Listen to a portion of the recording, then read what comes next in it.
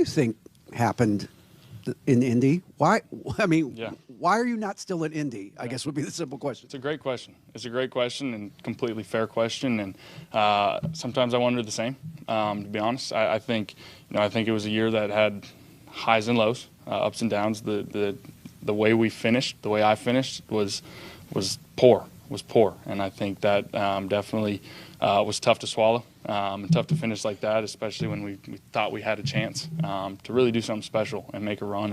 And we just kind of collapsed, and I didn't play good enough, well enough at the end there. And so, things happen. I always believe things happen for a reason. And so, you get an opportunity. Still got an opportunity to come out and prove myself and play the game that I love. And I look forward to doing that. Chris Ballard was saying at the Combine that he thought the criticism of you was mostly fair and that it'd be a good experience for you and you'd learn from it. And I'm just wondering, what was your perspective of those comments, and did you grow from that criticism?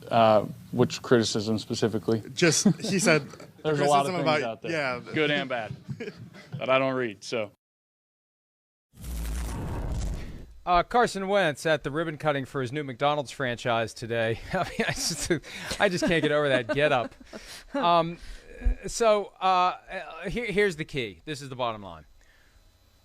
Because I floated this theory last week, and I have heard through the grapevine that there's some accuracy to my instinct on this for a change. He got kicked out of his house in Philly by one family member, landed with another family member in Indy, and was able to think, it's not me, it's the Eagles. I'm fine. I have safe refuge here with my uncle Frank Reich. Well, now he's kicked out of his uncle's house, and he's moving in with a stranger. He's got to wake up now. He's got to see what he's doing wrong now. Not taking coaching, holding onto the football for too long, treating each play like it's the last play of the fourth quarter of the Super Bowl. Not being a good leader. I mean, Shireen, it always frustrates me when I see someone who has the hard parts of a job mastered but stumbles over the easy parts. And that's what Carson Wentz is. Yeah, Mike, it's pretty incredible. And you just wonder, if Frank Reich can't get the most out of Carson Wentz, why should anyone believe that Washington's going to be able to do that? Since their last Super Bowl victory in the 91 season, they've played 32 different starting quarterbacks. They've had 9 the past 3 seasons.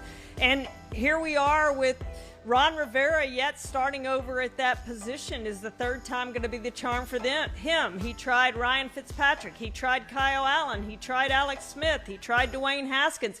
He's tried pretty much everyone he could possibly try, and now he's on to Carson Wentz. So we'll see if it'll work out for Washington. If it doesn't, they're in the market again for a quarterback, and you don't have to look far and wonder why these teams that remain bad year after year after year are mediocre year after year after year. I mean, this is a team that's gone a long time without having a winning record. 2015, 2016, I think, was their last time they had a winning record. They did go to the playoffs. But you don't have to look far. You look at the quarterback position, and when you don't have a good one, Mike, you don't have a chance to win, and that's why we're seeing all this quarterback movement. Speaking of good quarterbacks, or not, time will tell, Mitchell Trubisky. Here's Trubisky, the former number 2 overall in the pick in the draft, number 2 overall pick in the draft, easy for him to say, from 5 years ago, meeting with the media for the first time in Pittsburgh, talking about proving himself to a new fan base and a new team. I'm in a situation where I have to prove myself back on the field, and that's what I'm looking forward to do. I think you're always betting on yourself in that sense, and I definitely am in this case. So I'm just lucky to land in a situation in Pittsburgh. I'm looking forward to playing for this city and this coaching staff and being a part of this great culture. But, yeah, you got to bet on yourself and just trust what you're capable of. Yeah, you do have to bet on yourself, especially when you're a guy who was a backup last year and didn't play, and somehow not playing for a year raised his stock in the NFL. But he signed a 2-year deal worth $14.25 million. He can make up to $27 million, which I assume includes playing every game, doing really well, possibly curing cancer along the way to get the full $27 million. I mean, some of the stuff that they'll load up into these incentives is obscene and ridiculous and unattainable. But he gets the chance, assuming he's not the Steelers' version of Mike Glennon 5 years ago. Glennon is the guy the Bears signed in March, right before they drafted Mitchell Trubisky, and Glennon became the afterthought.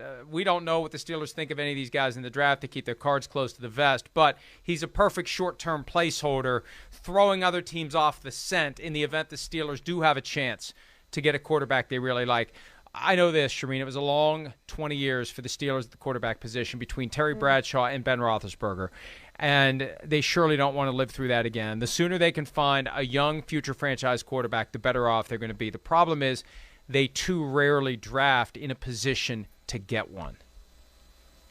Well, and I would rather have Mitchell Trubisky than Carson Wentz. I mean, when you look at his record, 25-13 in 3 years as a starter, last 3 years in the starters under Matt Nagy, those 3 years. And I thought he was a pretty good quarterback. And I just think this is going to be a match that's going to be perfectly made in Pittsburgh. And it's very low risk and it's very high reward. And this could really pay off for the Steelers. And you think back, Mike, the 2018 season, Cody Parkey misses that field goal, a double doink, and you wonder how things would have changed for Mitchell Trubisky and how they would have changed for the Bears. When you look at his stats, 26 of 43 in that game, 303 yards and a touchdown. He outplayed Nick Foles in that game. The Bears should have won that game. Like the movie Sliding Doors, they win that game. Everything could have changed for the Bears and for Mitchell Trubisky, but I'm glad he's getting a second chance to really make good as a starter because I think he can play in this league. Now, I'm not going to do the Miles Simmons bit and act like I haven't seen all these movies that may come up. I'm not familiar with the movie Sliding Doors. I'm going to have to go. It's fantastic. I assume, yeah, you got to see it. You're It's really good. It. All right. I don't know anything about I am. it. Okay. All right. Well, it gives me something to watch whenever life slows down. We do need to take. Hi, I'm Mike Tirico, and thanks for watching. Make sure to hit subscribe for the latest news and highlights from NBC Sports.